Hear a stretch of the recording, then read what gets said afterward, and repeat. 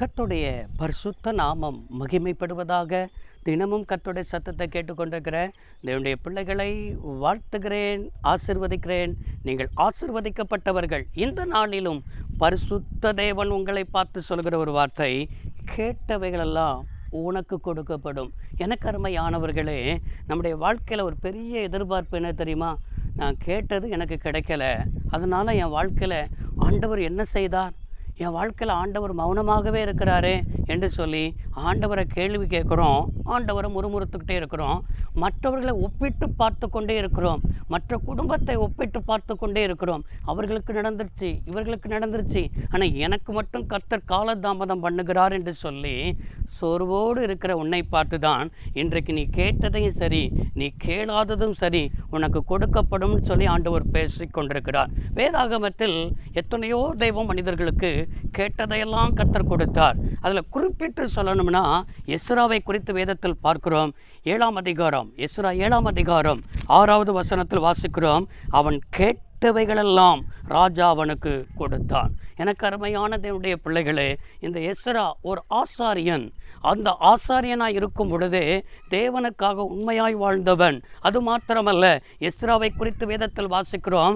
இவன் வேத வசனத்தை ஆராய்வதற்கு தன் இருதயத்தை பக்குவப்படுத்தி கொண்டிருந்தவன். இப்படி இருந்தது நிமித்தமாய் ராஜா அவனுக்கு கேட்டதையெல்லாம் என்ன செய்தார், கொடுத்தார் என்று பார்க்கிறோம். இன்றைக்கும் எனக்கு அருமையான தேவனுடைய பிள்ளைகளே, ஒரு உலக பிரகாரமான ராஜாவாலே கேட்டது கொடுக்க முடியும் என்றால், இன்றைக்கு நமக்காகவே 2000 வருடத்திற்கு முன்பாக இரத்தம் சிந்தி இன்றைக்கு நம் ஒவ்வொருவரையும், உங்களையும் என்னையும் ஆண்டவர் கிரயத்துக்கு வாங்கியிருக்கிறாரே. அவருடைய இரத்தத்தினால் வாங்கப்பட்டு இன்றைக்கு அவருடைய பிள்ளைகளாக, மகளாக, மகனாக நாம் இருக்கும் பொழுது உங்களுக்கு கேட்டதை கொடுக்காமல் இருப்பாரா? உங்களுக்கு கேட்டதை ஆண்டவர் உங்களுக்கு மறுதளிப்பாரா? இல்லை சகோதரனே, இல்லை சகோதரியே. ஆனால் கேட்டது கிடைக்காமல் இருக்கிறதுக்கு காரணம் என்ன தெரியுமா? அதே எஸ்ரா 7ஆம் அதிகாரம் 6வது வசனத்தில் வாசிக்கிறோம். எஸ்ரா இஸ்ரவேலின் தேவனாயிருக்கிற கர்த்தர் அருளின மோசையின் நியாயப்பிரமாணத்திலே தேறின வேதபாரகனாயிருந்தான், தேறினவனாயிருந்தான். நியாயப்பிரமாணத்தில் கை கொள்வதற்கு, நியாயப்பிரமாணத்தை விட்டு வலதுபுறமாவது இடதுபுறமாவது சாயாமல் காணப்பட்டான். இன்றைக்கு நம்முடைய வாழ்க்கையில் வேதத்தை தியானிப்பதே இல்லையே. ஏதோ சங்கீதத்தை வாசிப்போம், இல்லைன்னா நீதிமொழிகளை வாசிப்போம்.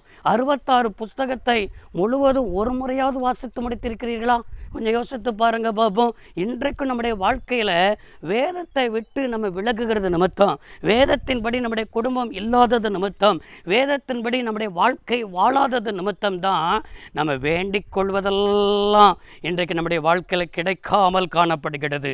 இந்த வேத வசனத்தில் எந்த மனுஷன் தியானமாக இருக்கிறானோ, இந்த வேத வசனத்தை எந்த மனுஷன் கை கொள்கிறானோ, இந்த வேத வசனத்தை எந்த மனுஷன் அதன்படி தன் குடும்பத்தை, தன் வாழ்க்கையை, தனிப்பட்ட காரியத்தை நடத்துகிறானோ, நான் சொல்லுகிறேன், உங்களுக்கு வாழ்க்கையில் நீங்கள் கேட்க கூட வேண்டாம், ஆண்டவர் உங்களுக்கு எல்லாவற்றையும் அருள செய்வார். கேட்டதையும் தருவார், கேளாததையும் தருவார். அதற்கு நீங்கள் செய்ய வேண்டியது, இந்த வேத வசனத்தை விட்டு வலதுபுறமாவது இடதுபுறமாவது சாயாமல் இருக்க கற்றுக்கொள்ளுங்கள். உங்களை ஆண்டவர் ஆசீர்வதிப்பார். ஜெபிப்போம். சர்வ வல்லமையுள்ள தெய்வமே, அன்பு தகப்பனே, இந்த வார்த்தையின்படியே நாங்கள் வாழ்வதற்கு கிருபை தாரும். இந்த நாளை ஆசீர்வதியும். இயேசு ரட்சகர் நாமத்தில் வேண்டி கேட்கிறோம் நல்ல பிதாவே, ஆமென். கர்த்தர் ஆசீர்வதிப்பாராக. God bless you all.